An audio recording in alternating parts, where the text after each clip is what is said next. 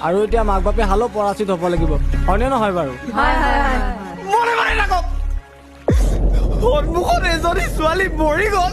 এতিয়া কোন পৰাচিত হ'ব লাগিব কাৰ গাত চোৱা লাগিব হিচাপ ৰাখিবলৈ আপোনালোকৰ লাজ লগা নাই নিয়মৰ ওপৰত নিয়ম বনাবলৈ আপোনালোক কোন তাই গিয়েকৰ অত্যাচাৰ সহ্য কৰিব নোৱাৰি ঘৰলৈ ঘূৰি আহিছিল তাই ঘূৰি অহাতে কিমান ডাঙৰ ভুল হ'ল ঘৈণীয়েক এজনী ঢুকাই গ'লে প্ৰত্যেকটো মতা মানুহে আকৌ বেলেগ এজনী আনিব পাৰে কিন্তু ছোৱালী এজনী যদি